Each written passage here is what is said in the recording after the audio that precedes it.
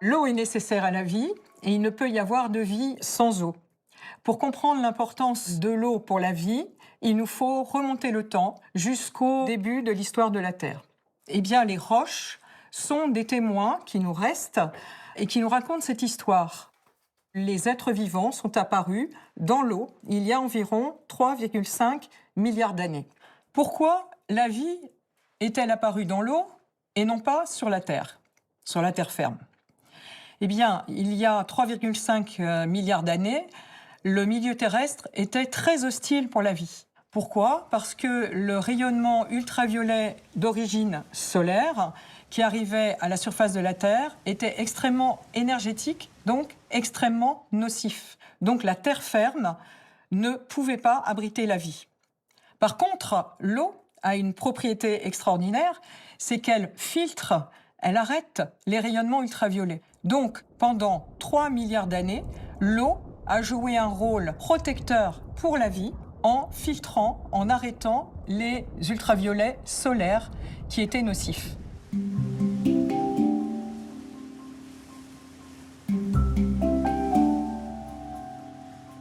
L'atmosphère primitive, c'est-à-dire d'il y a 4 milliards d'années, 3 milliards d'années, ne contenait, par exemple, pas du tout de dioxygène. Donc on peut se demander comment le dioxygène est apparu sur Terre. Eh bien, il est apparu justement sous l'action des êtres vivants. Ces êtres vivants étaient unicellulaires, c'était de très petites cellules, de la taille de bactéries actuelles, très simples, qui vivaient en colonies, qui formaient des filaments dans l'eau. Et assez vite, ces êtres vivants ont pratiqué la photosynthèse. Et l'un des déchets de la photosynthèse est le dioxygène, qui avant n'existait pas. Donc ce dioxygène a été produit par les premiers êtres vivants par photosynthèse dans l'eau. Il a même été produit à partir de l'eau, parce que ce sont les atomes d'oxygène de l'eau qui sont devenus le dioxygène. Donc vers 2 milliards d'années, le dioxygène commence à passer dans l'atmosphère, et on le sait parce qu'on trouve dans les milieux terrestres des roches oxydées, c'est-à-dire des roches qui ont subi l'action du dioxygène. Et ces roches sont âgées de 2 milliards d'années. Comme ça s'est passé dans l'eau, le taux de dioxygène a augmenté progressivement dans l'atmosphère jusqu'à atteindre 20%, qui est le taux actuel de dioxygène. Donc ça a eu des conséquences très importantes pour la vie. Tout d'abord, les êtres vivants ont pu respirer. Deuxième conséquence, quand le dioxygène a été suffisamment présent dans la haute atmosphère, une réaction chimique a eu lieu, et cette réaction chimique a transformé le dioxygène en trioxygène, c'est-à-dire une molécule avec 3 atomes d'oxygène qu'on appelle encore l'ozone. Et cet ozone, qui est un gaz, qui forme actuellement la couche d'ozone à environ 20 km d'altitude dans notre atmosphère, a également la capacité d'arrêter les rayonnements ultraviolets. Pour résumer, l'eau a joué un rôle 3 milliards d'années. Durant ce temps, les êtres vivants qui vivaient dans l'eau ont modifié leur milieu par leur activité métabolique. Grâce à l'activité des êtres vivants, la composition de l'atmosphère a changé et cela a permis aux êtres vivants de sortir de l'eau et de conquérir les milieux terrestres. L'eau est indispensable pour le fonctionnement des êtres vivants. Nous savons que l'eau est le composant majoritaire des êtres vivants. En effet, dans les feuilles des végétaux, il y a 80 à 90% d'eau. Un nouveau-né humain contient 75% d'eau. Où est située l'eau dans l'organisme? Je dirais partout. L'eau est située dans les vaisseaux. En effet, le sang, la lymphe chez les animaux et l'homme sont constitués essentiellement d'eau. Les sèves chez les végétaux également. L'eau est également localisée autour des cellules, autour des organes. Quelles propriétés de l'eau lui permettent de jouer ces rôles fondamentaux à l'intérieur de l'être vivant? Eh bien, tout d'abord, l'eau est un fluide assez peu visqueux. De la même façon, l'eau est un solvant. c'est-à-dire qu'un certain nombre de molécules, des sucres, des acides aminés, mais aussi des ions comme le calcium, le potassium, le sodium, vont être dissous dans l'eau. Elle va les contenir. Ces deux propriétés, fluide et solvant, permettent à l'eau de jouer un rôle d'agent de transport. Et en effet, le sang, la lymphe, les sèves, dont on a déjà parlé, vont transporter dans l'organisme tout ce dont il a besoin. Et cela va permettre un certain nombre de fonctions. La nutrition, par exemple. Le sang, la lymphe, les sèves vont transporter les nutriments pour alimenter les cellules et les organes. Une autre fonction très importante ici est la communication. Et finalement, cette notion d'agent de transport a permis à des organismes complexes, organisés, de vivre, d'exister. Donc, on peut dire que l'eau a joué et joue encore un rôle extrêmement protecteur en tant que milieu de vie. On peut dire aussi que l'eau est absolument nécessaire au fonctionnement de l'être vivant, à tous les degrés de l'être vivant, c'est-à-dire au niveau des organes, au niveau des cellules, à l'intérieur des cellules. L'eau est nécessaire à la vie et effectivement, l'eau, c'est la vie et cette vie permise par l'eau est un don de Dieu.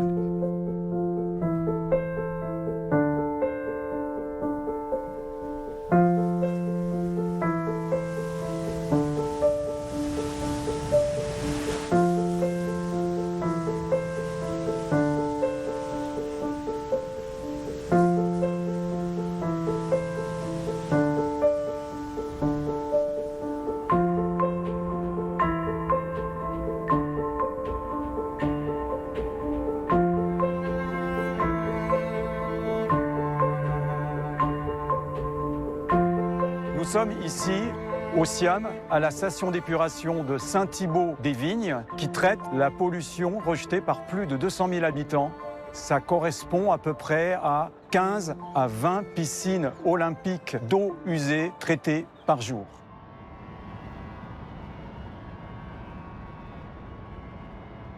L'eau est un don de Dieu, on le sait tous.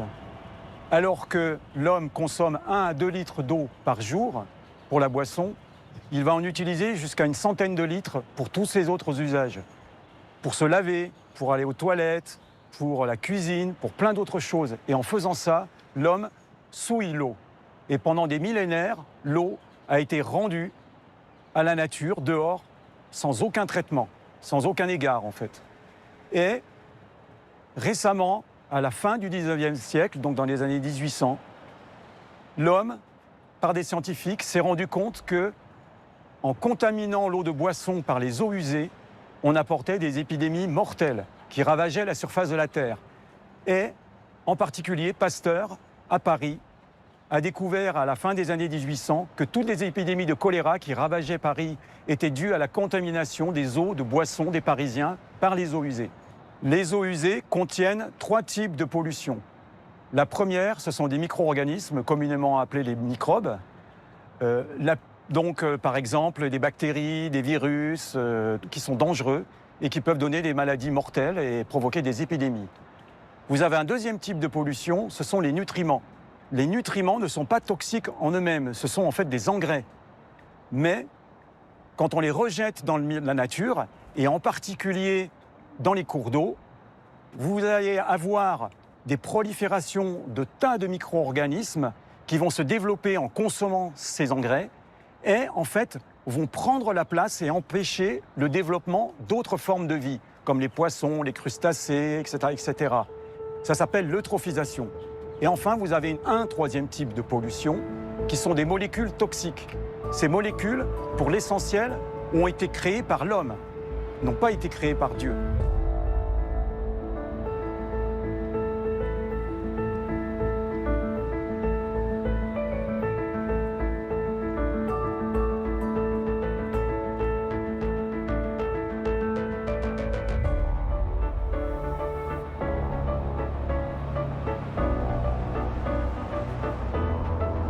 Nous sommes ici dans le bâtiment des pré-traitements. Dans ce bâtiment, on a 2 étapes de traitement. La première, c'est le dégrillage. L'eau passe au travers de grilles et ces grilles retiennent les plus grosses cochonneries qui sont contenues dans l'eau. C'est ici la 2e étape du pré-traitement, de dessablage, désuilage. Donc l'eau vient d'être dégrillée, rentre dans cet ouvrage où elle est tranquille et les sables tombent au fond de l'ouvrage et sont récupérés.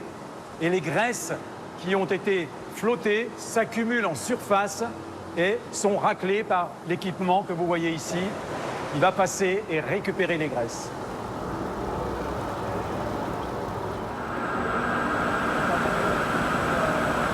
L'étape numéro 3 consiste à coaguler, flocculer l'eau.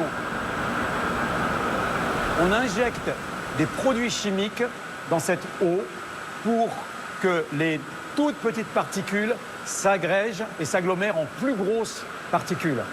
Et après cette étape de coagulation, floculation, l'eau rentre dans ces ouvrages par-dessous et les grosses particules tombent au fond et sont enlevées et l'eau débarrassée de ces particules remonte, c'est ce que vous voyez ici sous vos yeux.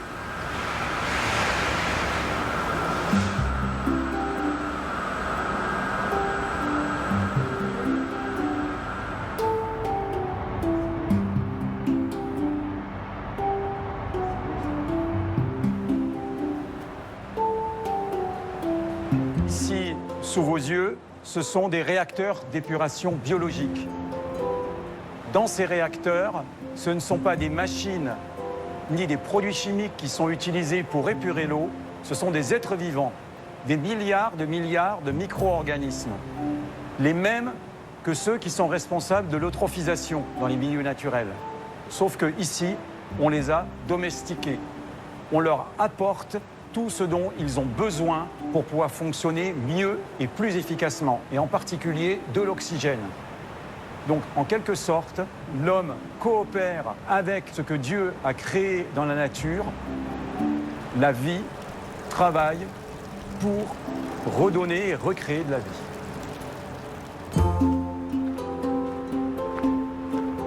On a donc vu que l'eau est un don de Dieu. C'est donc beaucoup plus qu'une technique. C'est un acte de foi dans l'avenir pour préserver la vie, continuer que la vie existe belle et bonne comme elle existe aujourd'hui.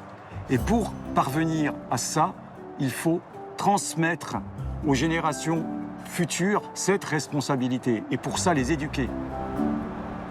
L'eau pure qui sort d'ici témoigne de ce que l'Église nous enseigne, que le soin de la création n'a pas été confié par Dieu aux anges, mais à l'homme. L'homme est ainsi gardien de la création. Il restaure, il nettoie ce qu'il a souillé et il le transforme en source de vie nouvelle.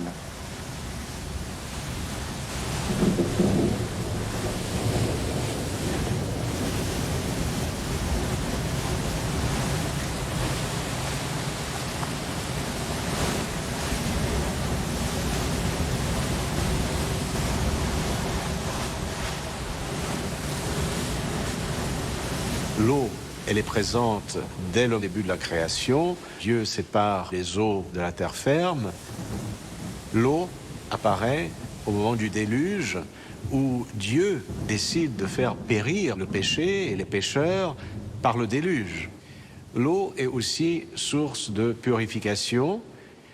Et puis nous retrouvons l'eau comme porteuse de vie ou de rafraîchissement, notamment avec l'eau qui est puisée des puits. Et ces rencontres autour d'un puits annoncent déjà une autre rencontre significative dans l'évangile de Jean, qui est la rencontre du Christ avec la Samaritaine au puits de Jacob. Le Christ dit à la Samaritaine, « Si tu savais qui j'étais, c'est toi qui me demanderais de l'eau. Et l'eau que je donne, elle jaillit vers la vie éternelle. » Et au chapitre 7 de l'évangile de Jean, au moment de la fête des tabernacles, le Christ dit « Celui qui a soif, qu'il vienne à moi et qu'il boive, et celui qui croit en moi, les flots d'eau vive couleront pour la vie éternelle. » L'eau sera donc utilisée dans l'Église notamment pour le baptême.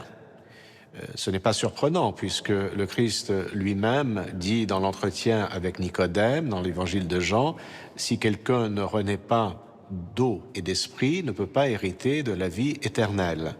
Le baptême chrétien est perçu donc comme une renaissance, comme une régénération par l'eau et par l'esprit.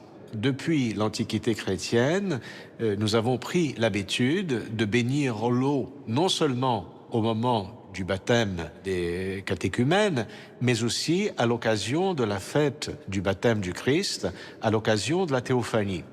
L'Église orthodoxe connaît aussi un rite de la petite bénédiction des eaux, qui a lieu généralement le 1er de chaque mois, à l'occasion de différentes fêtes liturgiques, comme par exemple la fête de la procession de la croix le 1er août, la fête de la mi-Pentecôte, la fête de la Vierge, de la Mère de Dieu, source vivifiante, le vendredi après Pâques, le vendredi de la semaine lumineuse. La petite bénédiction des eaux s'inspire bien évidemment de la grande bénédiction des eaux. C'est un rite plus court. Et cette petite bénédiction des eaux commence par l'invocation de la Mère de Dieu. On demande l'aide et l'intercession de la Mère de Dieu. Béni est notre Dieu en tout temps, maintenant et toujours, et dans les siècles des siècles. Amen. Vierge, tu es enfantée sans avoir eu de mari, et tu es restée vierge. Ô Mère inépousée, Marie, Mère de Dieu, supplie le Christ notre Dieu de nous sauver. Il y a un lien étroit entre l'eau, l'Esprit Saint, le Christ et la Mère de Dieu. Et puis, l'évangile qui est lu est non pas celui du baptême du Christ, mais celui de la guérison du paralytique à la piscine de Bethesda dans l'évangile de Jean, pour bien montrer que l'eau est le moyen que Dieu utilise pour guérir et sauver l'humanité. Soyons attentifs. En ce temps-là, Jésus monta à Jérusalem. Or, il y a à Jérusalem, à la piscine des brebis, le bâtiment qu'on appelle en hébreu Bethesda. Il a 5 portiques. Sous ces portiques gisait une foule d'infirmes, aveugles, boiteux, impotents, qui attendaient le bouillonnement de l'eau, car l'ange du Seigneur descendait par intervalles dans la piscine. L'eau agitait, et le premier qui entrait, après que l'eau avait bouillonné, se trouvait guéri, quel que fût son mal. Et puis, il y a une prière de bénédiction des eaux. Et comme pour la grande bénédiction des eaux, nous plongeons la croix dans le réceptacle qui contient l'eau pour que l'eau soit bénite. Et elle est bénite également par une invocation de l'Esprit Saint, par une épiclèse qui demande à l'Esprit Saint de la sanctifier. Inclinons la tête devant le Seigneur, devant toi, Seigneur. Incline, Seigneur, ton oreille, et exauce-nous, toi qui as daigné recevoir le baptême dans le Jourdain et qui as sanctifié les eaux. Bénis-nous tous qui, par l'inclination de nos têtes, marquons le signe de notre servitude et rends-nous dignes d'être remplis par ta sanctification en communion à cette eau et en étant aspergés, et que cela soit, Seigneur, pour la santé de l'âme et du corps, car tu es notre sanctification et nous te rendons gloire, reconnaissance et adoration avec ton Père éternel et ton très saint, bon et vivifiant Esprit, maintenant et toujours, et dans les siècles des siècles. Amen. Sauve, Seigneur, ton peuple, et bénis ton héritage. Accorde aux chrétiens orthodoxes victoire sur leurs ennemis, et garde par ta croix ton peuple qui est tien. Rendons dignes de tes dons, Mère de Dieu, négligeant nos péchés et donnant la guérison à nous qui recevons avec foi ta bénédiction ô très pure.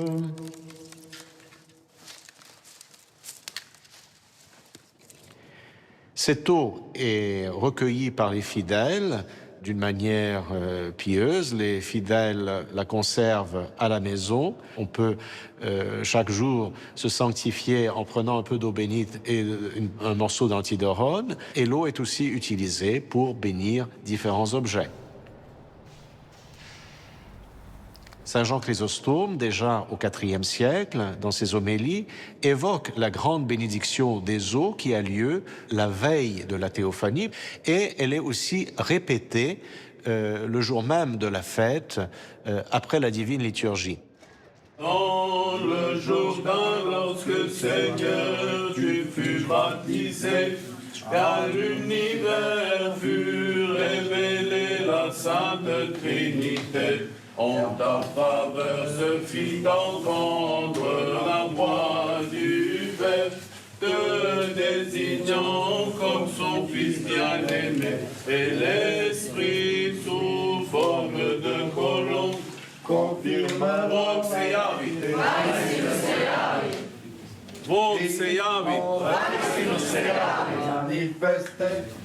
confirme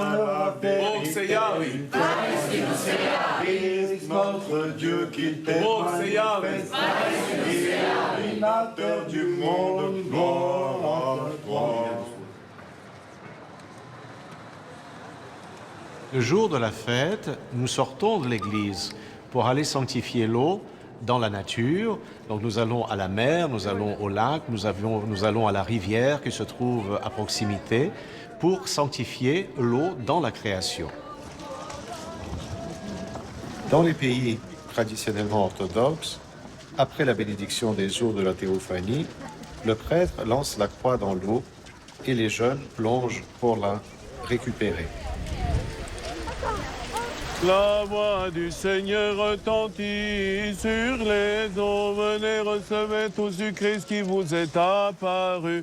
L'esprit de sagesse, d'intelligence et de crainte de Dieu, en ce jour est sanctifié la nature des eaux. Le Jourdain arrête son cours et retient ses propres flots.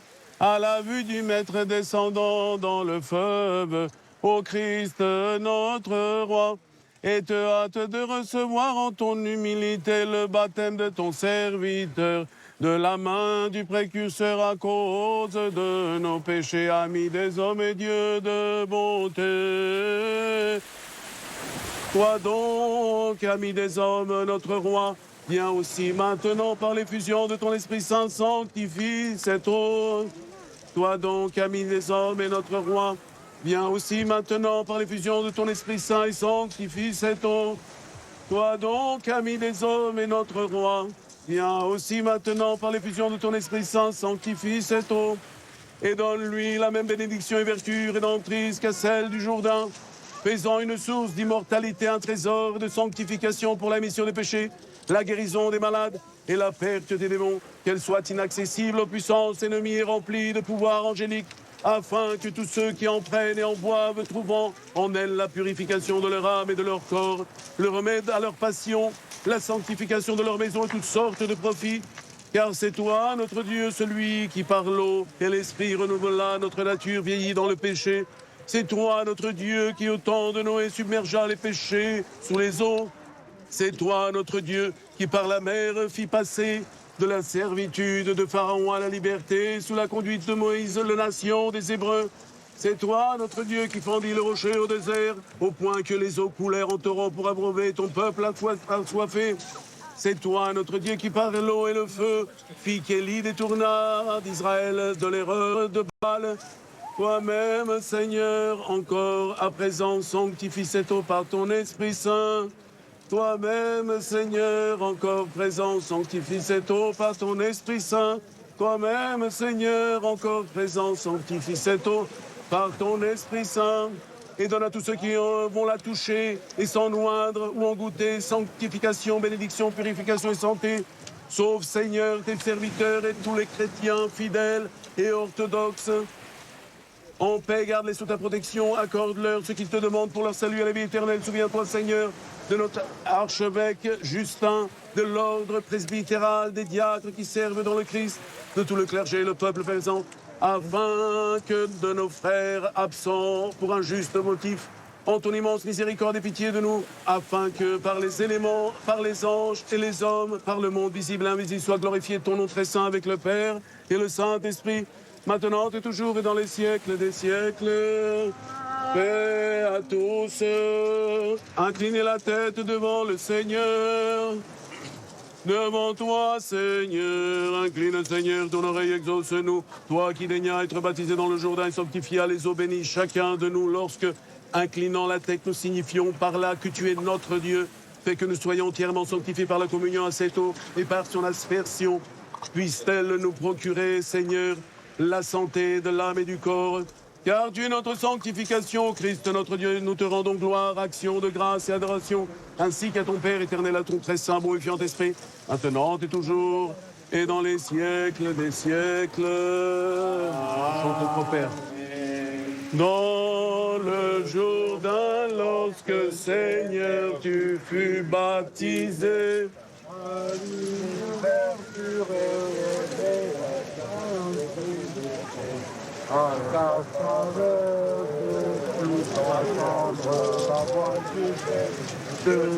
Bog se javi! Bog se javi!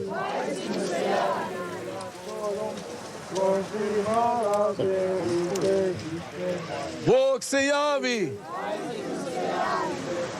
Bog se javi!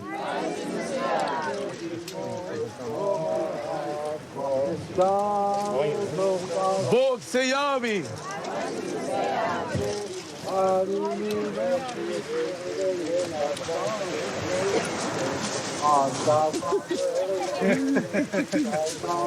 Hajde, vuci!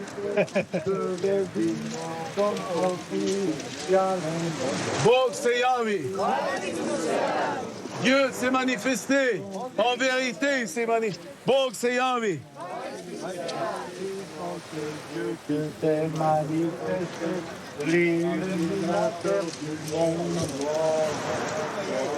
Gloire au Père et au Fils et au Saint-Esprit, maintenant et toujours, et dans les siècles des siècles. Christ notre Dieu, qui a bien voulu descendre dans le Jourdain pour notre salut par les prières de ta très pure mère, des saints prophètes et précurseurs Baptiste Jean, des saints et illustres apôtres, de tous les martyrs et de tous les saints, qu'il ait pitié de nous et nous sauve, lui qui est bon et ami de l'homme. Amen.